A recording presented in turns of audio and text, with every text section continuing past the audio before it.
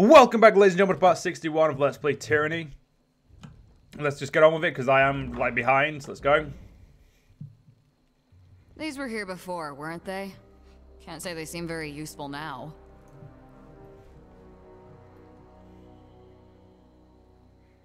Okay, that one's not good enough. What about this one? What a mess. Whoever came here decided to throw down amongst themselves. If that doesn't scream Scarlet Chorus, I'm the last queen of Apex.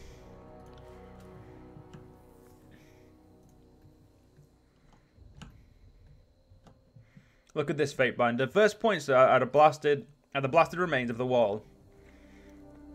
I've seen a lot of fires in my time, and this is a very special pattern of burn that only happens with magic. She kneels, fingers running over the ashes. See these marks? Sigil work, and too clean for blood chanters. Probably a sage, if were I to guess. I'm gonna glare silently. Shocking, I know. Good eye indeed. I believe this was done by with the sigil of fire by the way of the Sun Queen, as opposed to that of the Thousand Embers, erratic brand of fire. You can tell by the tinned pattern at the burn edges. The overall blast pattern suggests a thorough understanding of modern expression techniques, while he blinks, dropping into silence. And now I'm just boring us all. Apologies. We've got two more areas. Let's look at this one. Nice rocks you found there, Fatebinder. Maybe we should keep searching. Unless you think they started the fire. Oh, you can die, bitch. Nice find, Binder. This verse sinks to one knee. These tracks are faint. Even with the earth as dry as it is, whoever left them was travelling light. They couldn't have carried much gear. Her attention turns to the eastern horizon. We've got a burned farmstead and multiple fire wards set around it. That reeks of our missing fire mage Kyros. There's chorus and disfavored shit all over the place. Given how shoddily maintained the iron is, I'm guessing it's all chorus shit. Could Kyros have been conscripted? We can always ask him when we find him, assuming I let him live long enough to form an answer. The nearest stronghold is a sad little pile of palisades on the edge of the contested lands called Fort Squander. The disfavored used to hold those walls, so that could go a ways towards explaining their arms being scattered around here. Come on. We've got a sage to track. She gestures ahead. Say nothing. Lead the way, boss. As long as you remember who the boss is, bitch, we're all good. So, let's get ourselves to Fort Squander. Versus Red Geyser stance has been upgraded, apparently. Your journey is interrupted by a messenger from the Mountain Spire, a short young woman with a lank flop of dark hair and a surprisingly full beard. Oh, young man. The messenger bears bloodshot eyes and a nervous disposition. Ever since your insurance of the edict against your foes at Vengeance Well, the courier tells you, the Valley of Apex has been beset by an ever-increasing number of bane. The creatures seem inimical into our life, and their predators have been the people of Apex, hiding in terror rather than tending to the fields. If this keeps up, the land you've claimed will not be able to support your spire, regardless of how rapacious your tax collectors become. The messengers ask what orders you would like to be returned to your spire. Inquire further. You press the messenger for more details. He tells you there has been scattered bane sighted throughout the valley, but the thickest around Vengeance Well Citadel and in the mountains that ring the old domain. That's Dominion, yeah. They've attacked a handful of travelers and devastated livestock throughout the valley. Given that the farms are still recovering from the conquest, the rise of the Vengeance Guard, and the subsequent civil war between the Archons, it couldn't be worse time for the Bane. I'm gonna give my orders. You consider how best to deal with them. Lure the Bane away. You theorize that a focused act of magic by a mystic and another spire could draw the Bane away from your mountain spire. It won't be a simple thing to complete with an edict, but it's a plan that could diffuse the issue without significant further bloodshed.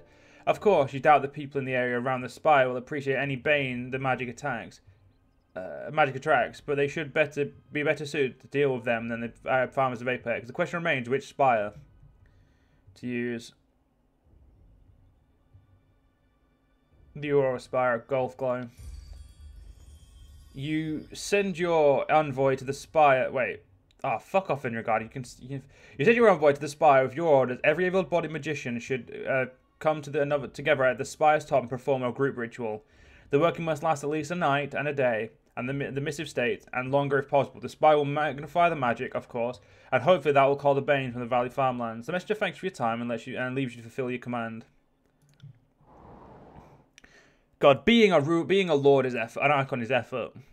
Whose fucking idea was this?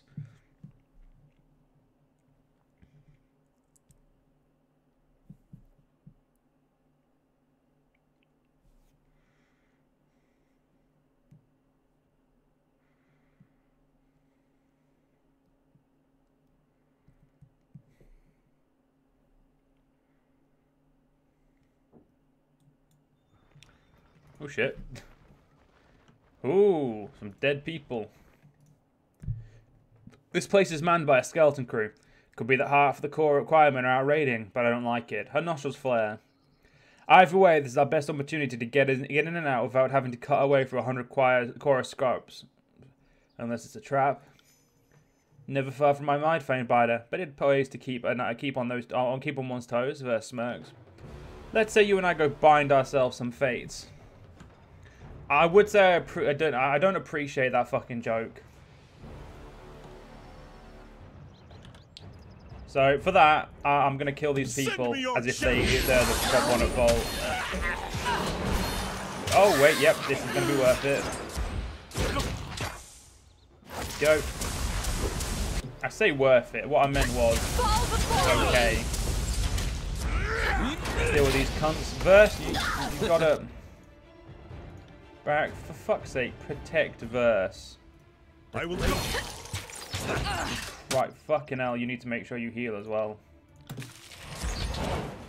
Because at that point, you were pretty fucked. Deal with these cunts. Seeing an awful lot of red. Fuck, you're buggered.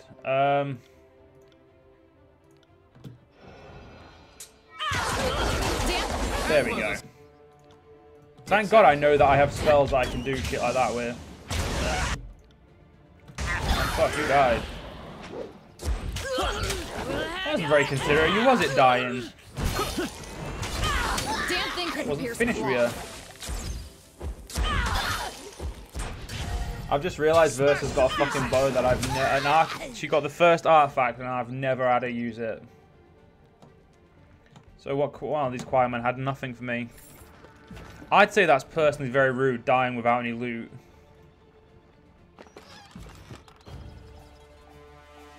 Like, fucking trust the Scarlet Chorus not to even die, be worthwhile, that kid being killed.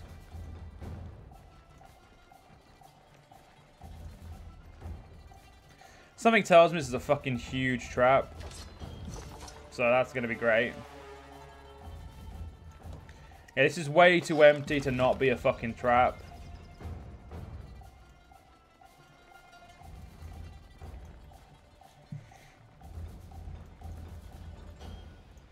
We're going to get to a very specific... We're going to get to like the end and then some cunt's just going to fuck with us. A half-dozen corpses, most bearing disfavored brands on their skin, hang in various states of bloody abuse in the converted animal pen. It's unclear whether the torture served as interrogation or entertainment. Well, it's a Scarlet Chorus, so probably entertainment, because there's some fucked up people right there. Oh lordy, this is a trap. A man spins to meet you as you enter the core of the stronghold, his carbon black skin gleaming with a sheen of sooty sweat. Sweeps of grey ash smear his red robes, and he grasps in his hands a staff of a blood chanter, orange flames licking its length. Verse, Archon. His eyes flicker to you, and he bows his head slightly. Then you know who I am and why I'm here. That should make things quick and easy. Her eyes shimmer with reflected light of the Kyros' flame. Kyros, what a pleasure. Lantry scratches his arms with a point in his quill. Lantry, I see your 2% support of the Overlord hasn't withered with age. I am but a simple servant to a fatebinder. He offers his open palms, empty of all save smeared ink, and the quill dangling from between his two fingers. And I am the Archon of youth everlasting. He chuckles, a sound not unlike gravel shaken in a bag. I assume he's one of your sister's killers? None other. I've seen those smirking lips 1,000 times behind my eyelids. I've put a lot of thought into how I'll go cutting them off. Her tongue runs the length of her teeth. Apologies for the lack of introduction, Archon. I am Kyros, once of the Scroll of Ink and Quill. The sage smiles, indicating himself with a flat hand upon his chest. The hand remaining flat rotates and pitches to indicate verse. More to the matter at hand, however, I am one of the 3 survivors of that group that met your friend Scarlet Fury patrol an open battle in Apex a few years ago. He seemed pretty damned matter-of-fact about it for someone whose remaining life is measured in hours. So long? You think I'm gonna make it quick, kindling cock? No. I'm gonna savor this, nice and slow. She barks out a laugh. Kyros rings his staff with both hands, regards you with narrowed eyes. How did I come to earn your unbridled enmity? You let Crocus live, and he was easily the worst of us. No, we didn't. Before we killed him. That wasn't my fucking call. Versus weapon appears in her hand. Hold Fury. Aren't you the slightest bit cautious about why the man who killed your Fury friends holds a tent in the middle of a Kyros forsaken Scarlet Chorus encampment? He holds out a flat, filthy palm. That stops Verse short. Her eyes, when she looks to you, have widened with doubt. It's all been a ruse. Ruse? What are you even talking about? Verse blinks at you. Clever Archon. I'd heard that the Adjudicator trains his agents well in the arts of reason. The sage nods. Simply put, I am a creature of the voices in Narant. Have you no honor, Sage? Barak steps to Verse's side. The voices? What are you trying to say? The chorus took me and everyone in my village almost 4 years ago, my wife included. I think you'd like Marion. Were she not wrapped up in all of this? She's broad of shoulders, muscled like a beast woman, and has spirit full of oil and fire. He taps his staff thoughtfully. Marion sounds like the name of no choirman I've ever met. That's her true name, not a conscript name. I won't call her by that. Let me guess, the voices used her to control you. Muscle matters in the chorus, but a vicious killer is just a pawn to the Archon of Secret. Only knowledge truly matters. That made me valuable to them. Mariam, less so. He stares into the magical flame coiling around the head of his staff. So you cut a deal. Her upper lip curls back, revealing a sharp, yellowed canine. I told them I'd do whatever they wanted so long as they kept her out of their more sacrificial operations.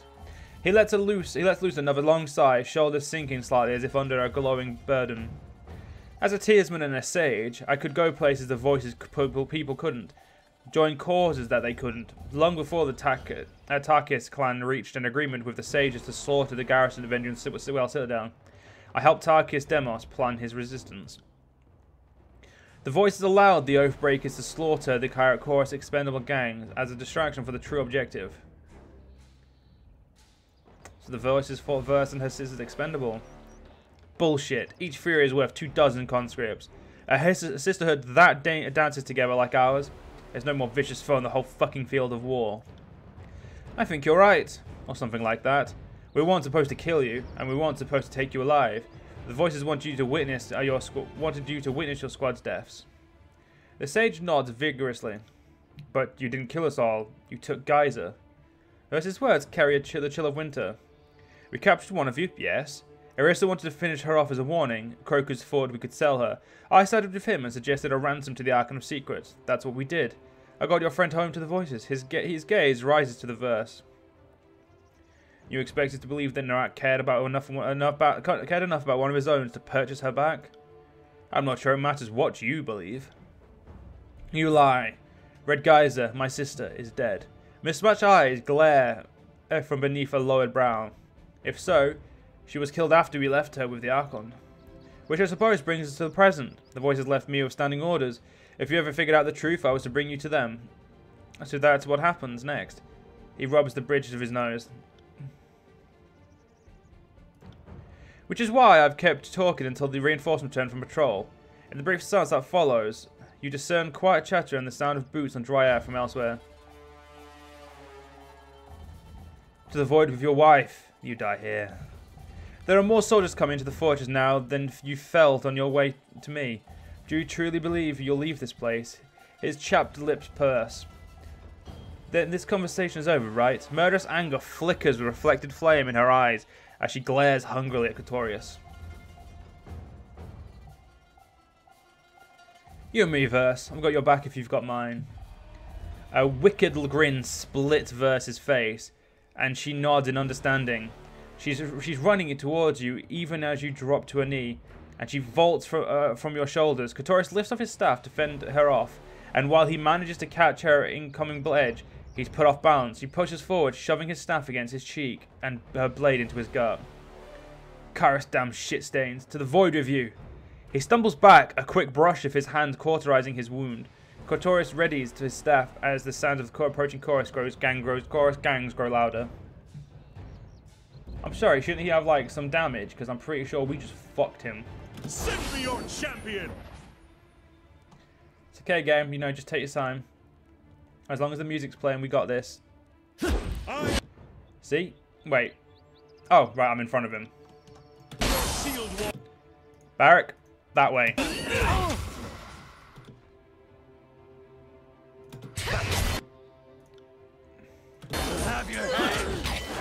Keep them on you, Barrack, while we deal with Victorious.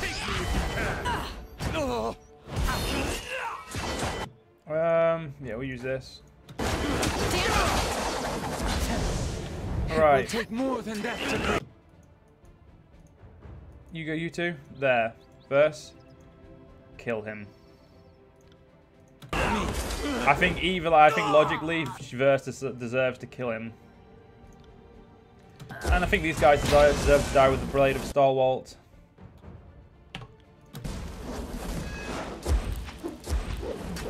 There we go, and this one as well, of course.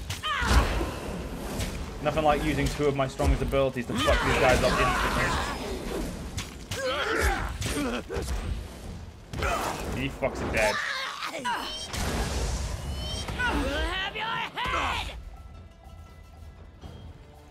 Well, Kyros, you died like a little bitch. Which is expected. You're from the chorus. Right. Unfortunately, ladies and gentlemen, before we face the rest of these reinforcements, I'm going to actually have to end this part here. Hope you guys have enjoyed, and I'll see you guys next part. See you guys then.